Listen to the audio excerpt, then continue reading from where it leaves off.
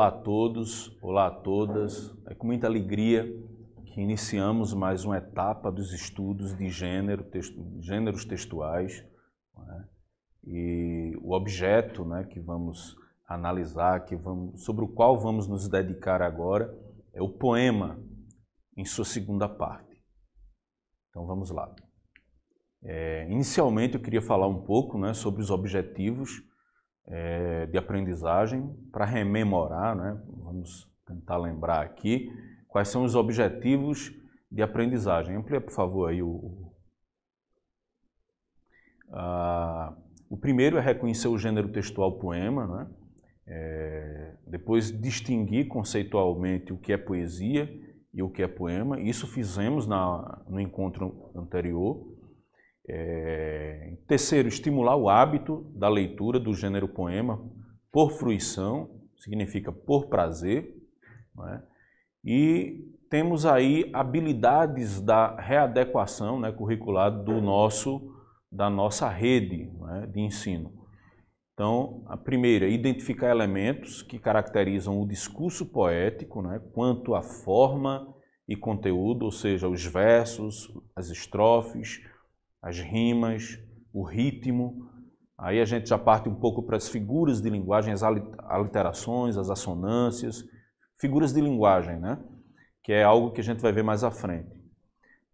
Depois a gente vai reconhecer, né? Buscar reconhecer e fazer a distinção entre o que é eu lírico e poeta em textos poéticos, porque muita gente, às vezes, confunde o que vem a ser o eu lírico, que é a voz do poema, né, com o poeta.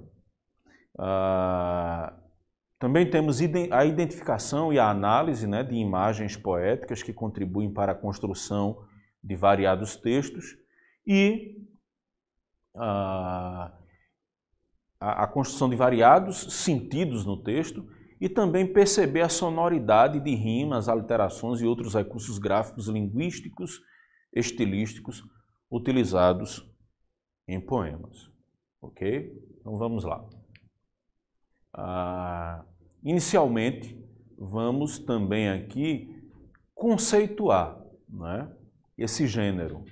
Ele é constituído, não é? Ele tem uma constituição, ou seja, tem aspectos que são muito característicos e próprios, né, deste gênero, né, deste gênero discursivo. E a gente vai esmiuçar, vai detalhar um pouquinho, né, sobre cada um desses aspectos e iremos também nos debruçar um pouco sobre a leitura e a interpretação dos poemas. Okay?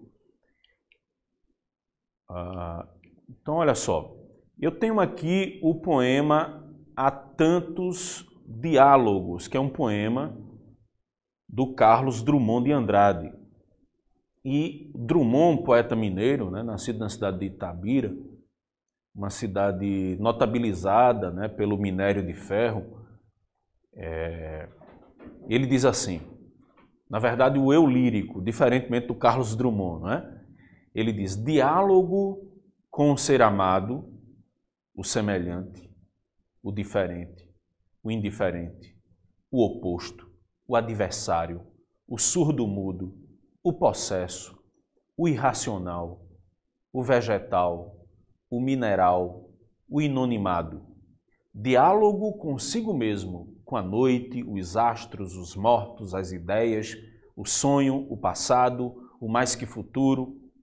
Escolhe teu diálogo e tua melhor palavra, ou teu melhor silêncio, mesmo no silêncio e com o silêncio dialogamos. Notem vocês, não é, que o poeta ele traz para a gente, ele nos apresenta aqui um texto que tem como, digamos, uma finalidade refletir, né, sobre uma questão de cunho, né, de caráter mais filosófico, né, metafísico, e que repercute, né, que tem muito a ver com a vida de todos nós, porque na vida, nas nossas relações sociais cotidianas, né, nos relacionamos através do diálogo, né, predominantemente. Então, para que a gente possa caminhar, para que a gente possa seguir, a gente precisa dialogar. E dialogar com o ser amado, como o poeta diz aí, ou a voz lírica diz aí, com o semelhante, mas também com o indiferente, aquele que talvez não esteja muito disposto ou atento àquilo que estamos dizendo, né? O oposto, ou seja, aquele que diverge de nós, aquele que é diferente, o adversário, não é? Então, se a gente for para a linguagem esportiva, né, o adversário não necessariamente é o nosso inimigo, né, não significa isso. O surdo-mudo, e aí eu quero chamar a atenção de vocês para essa expressão surdo-mudo. Veja que é um poema que foi escrito lá atrás pelo Carlos Drummond de Andrade, não é? E que hoje, se o poeta vivo estivesse, ele reatualizaria essa escrita, porque a expressão surdo-mudo caiu em desuso, né? Chegou-se à conclusão que ela é politicamente incorreta ou não está, digamos, em acordo mesmo, né, com a realidade dos fatos. Porque não existe em tese alguém muda, não é? Nesse sentido aí, do surdo-mudo. A pessoa é surda, ok? E por esta razão, muitas vezes, ela não utiliza a linguagem que utilizamos normalmente, não é? Ou seja, ela não articula a língua da maneira como utilizamos, mas muitas vezes ela recorre a Libras, que é uma língua oficial brasileira, não é? Muitas vezes ela recorre aos gestos, então uma pessoa dessas não é muda, ela se comunica, tá? E aí o poeta, ele continua, o irracional, aquele que não usa a racionalidade, não usa a razão, o mineral, não é? O inominado, aquele que a gente não consegue inominar, não é? E aí ele volta agora para ele mesmo e diz diálogo consigo mesmo, com a noite. Muitas vezes a gente fala com a gente mesmo na noite, e essa noite tem um sentido aí metafórico, né? A noite pode ser aquele momento difícil, aquele momento de dificuldade, em que a gente está isolado, em que a gente está solitário, mas a gente também dialoga com os astros, muitas vezes para buscar respostas. A gente dialoga com os mortos, a gente dialoga com as ideias. E aí eu quero chamar a atenção de vocês também para a palavra ideias, e vocês percebem que ela está aí com um acento agudo, né? Está acentuada. Hoje, essa palavra ela não recebe acentuação. Depois da reforma ortográfica, esse acento agudo foi abolido das paroxítonas, né, terminadas em ditongos, né, em ditongos abertos, ok? Então, você suprimiria aí, mas o poema ele está preservado conforme o escritor, conforme o poeta o escreveu. E aí tem o diálogo com o sonho, com o passado. Muitas vezes a gente está se comunicando com o passado. A gente se comunica, a gente dialoga com o mais que futuro, algo que está tão à frente que às vezes a gente não consegue nem descrever. E aí ele, por fim, conclui dizendo, escolhe teu diálogo e tua melhor palavra. Ou se nada tiveres a dizer, o teu melhor silêncio. Porque mesmo no silêncio e com o silêncio, a gente conversa, a gente dialoga, né? Então, é um poema que tem como finalidade aí refletir, não é? Sobre questões mais interiores, não é? Do ser humano. Okay? Vamos lá. Poema, poesia, introdução. Na aula anterior, eu já tinha dito a vocês que o poema é como se fosse uma casca, é como se fosse um invólucro, é uma embalagem, é uma forma. A poesia, ela está presente em tudo, ela pode estar presente numa letra de música, ela pode estar presente num quadro, não é? Numa pintura artística.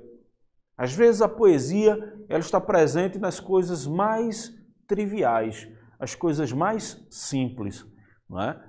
Pode ser no vento que sopra as folhas e aí você consegue ver poesia. A poesia pode estar em tudo. basta ter sensibilidade para senti-la, tá? Então vamos entender o que é, na verdade, o poema. O poema é, como eu trago aqui para vocês, a casca, não é? A casca que molda, organiza a composição poética em versos. Alguns possuem a linguagem simples, outros uma linguagem mais rebuscada, mais difícil, mais trabalhada. Alguns nos divertem, outros servem para expressar sentimentos, ideias, como esse que eu acabei de ler para vocês aqui. A poesia, na verdade, é o recheio do poema, é aquilo que está dentro ali, contido no poema. Mas até você acessar o recheio, você tem que ter acesso ao poema. E para acessar o poema, você precisa ter sensibilidade, não é? Então, a poesia é o recheio do poema, a sentimentalidade presente naquilo que foi escrito, naquilo que foi composto, naquilo que chamamos de composição. E aí eu quero chamar a atenção de vocês para um aspecto do poema, né? Uma figura importante no poema, que é o eu lírico, é aquela voz que aparece no poema. Muitas vezes a gente escuta uma música, a música foi escrita, por exemplo, por um homem, mas parece que quem escreveu aquele poema, ou aquela música, aquele texto, foi uma mulher. Por quê? Porque é importante não confundirmos o poeta, o compositor, o escritor, não é? Aquela pessoa que escreve, com a voz que emerge, com o personagem que aparece ali no texto. São coisas diferentes. Muitas vezes o poeta ele se traveste, ele se transforma em um outro personagem para interpretar esse personagem. O Chico Buarque de Holanda, por exemplo, ele é craque nisso. Ele escreve muitas músicas, né, se colocando no lugar da mulher. Então, essa voz que aparece na música, ou a voz que aparece no poema, é o que chamamos de eu lírico. Tá bom? Vamos adiante. O poema, não é, ele tem aí, digamos, algumas coisinhas que a gente precisa observar, alguns aspectos que a gente precisa analisar, não é? Primeiro, o poema ele tem uma finalidade. Como eu já disse antes, ele pode expressar sentimentos, ele emociona, ele entretém, ou seja, ele diverte, não é? Ele é carregado muitas vezes de humor. Então, ele tem algumas finalidades. É importante que a gente observe e atente para esse aspecto. Ele também é contido, vamos dizer assim, ele está contido em alguns veículos.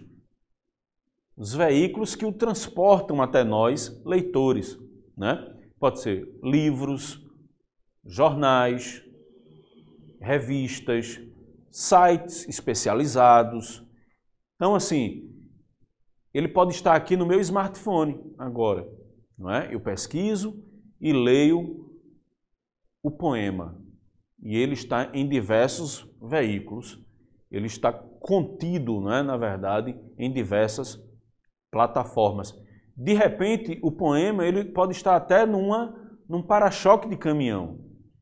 Então, dependendo do tipo de poema, se ele for mais curto, ele pode, os haikais, por exemplo, ele pode ser escrito, né, num lugar menor. Então, olha só, mas também temos os temas que um poema carrega, por exemplo, eles são diversos. Pode ser sobre a morte, sobre a solidão, sobre a alegria, sobre a solidariedade, sobre o amor, sobre a paixão. Então, é muito vário, não é? Sobre a fome. Então, existe, por exemplo, um poema do Manuel Bandeira, O Bicho, não é? Vi ontem um bicho não é? Catando lixo na imundície do pátio. Né? O bicho não era um cão, o bicho não era um gato, o bicho não era um rato, o bicho, meu Deus, era um homem. Então, o texto ele está ali sempre apresentando, né, também temas que têm a ver com o nosso cotidiano, com o nosso dia a dia e com as dificuldades que atravessamos. A estrutura. O poema ele pode ser estruturado, né, de diversas formas. Versos agrupados em uma ou mais estrofes, que aí é o caso do poema tradicional. Né? E você tem que seguir uma certa, digamos, forma, né? Uma certa maneira de representação gráfica do poema, como se escreve isso no texto. Tá? Mas há outros poemas com uma, digamos, inclinação mais contemporânea, mais atual dos nossos tempos, que fogem a esse formato. Tá? E a linguagem do poema, né? Como é que tem que ser essa linguagem? Primeiro, gente, ela tem que ser uma linguagem expressiva, né? Uma linguagem que arrebate, que chame a atenção do leitor. Então, tem que ter expressividade nessa linguagem. Ela também tem que ser uma linguagem figurada. Significa que é uma linguagem subjetiva, metafórica, que recorra. Às vezes você diz uma coisa querendo dizer outra. É a linguagem conotativa, não é? Essa linguagem conotativa. Não é uma linguagem objetiva, não é uma linguagem jornalística, que tem a precisão da informação ou do dado, não é? Ou da descrição. Não é? Então, olha só, nós temos aqui também uma linguagem que pode ser pessoal, né? Via de regra, ela é uma linguagem pessoal que diz muito sobre o eu, do eu lírico, né? Daquele personagem. Importante essa coisa do eu lírico porque na prosa, nos romances, os personagens são personagens, tá? Mas no poema não são personagens, a gente chama de eu lírico, ok? Então, a linguagem é uma linguagem pessoal, subjetiva. Ou seja, eu leio o poema e entendo de um jeito, não é? Outro lê um poema e entende de outra forma, você lê o poema e já vai ter uma outra compreensão sobre aquela leitura. Tá? E é uma linguagem usada de acordo com a norma padrão, mas não necessariamente. Tá? Pode ser usada de acordo com a norma padrão, mas o poeta ele pode também lançar mão de uma linguagem regional. É só pegar a Asa Branca do Luiz Gonzaga, né? Quando olhei a terra ardendo com a fogueira de São João, você veja aí que ele desobedece à norma padrão da língua portuguesa. Mas é uma desobediência intencional, que está muito conectada com uma maneira de dizer, com uma forma que prima pela descrição, não é, mais aproximada daquela linguagem daquele povo, do sertanejo, tá bom? Também explora sonoridades, então você vai perceber que há uma sonoridade, muitas vezes palavras que imitam o canto de um pássaro, o cantar de um pneu no asfalto, a sonoridade do vento. Outro dia eu li aqui para vocês um poema da Cecília Meirelles, se eu não me engano, que tinha a ver muito com o barulho do mar. Não é? É como alguém que estivesse ali navegando, enfrentando as tempestades do mar. E na leitura você consegue identificar isso pela sonoridade das palavras, né? Pela linguagem que foi utilizada. Ela também é construída, né, com repetições, com ritmos e rimas. E tem uma coisa importantíssima, que é o que a gente chama de licença poética, que é a liberdade para criar. Você não pode dizer, eita, o poeta escreveu errado. Não. Ali é uma licença poética. ele muitas vezes, não é, ou via de regra, ele tem uma compreensão muito madura da norma padrão, da gramática, mas aí ele optou por desconstruir essa regra e desconstrói essa regra de maneira criativa, de maneira intencional. Não é? Então, era isso que eu acho e considero importante, não é, dizer aqui para vocês sobre o poema. Ok? Então, ler poemas para aprender a olhar, a sentir o mundo. É muito importante isso. Muitas vezes as pessoas perguntam, para que ler poemas? Para aprender a olhar e a sentir o mundo. Muitas vezes as pessoas estão na correria, não é? Desse mundo cheio de tarefas, cheio de prazos para cumprir, né? Horários que devem ser, digamos assim, cumpridos, né? E muitas vezes a gente esquece do essencial, né? Que é contemplar, que é viver, que é refletir, que é pensar e não viver apenas ou viver como objetos, não é? Como máquinas que alguém coloca de um lado, coloca do outro e você não se posiciona. Então, quais são as funções do poema? Primeiro, cognitiva, tem a ver com conhecimento, né? Cognição tem a ver com conhecimento e com essa coisa de alimentar o espírito, né? A gente não só se alimenta de pão, né? De café, de água, a gente também alimenta a nossa alma, o nosso espírito. O que é isso? O nosso estado de ser. Estamos alegres, estamos tristes.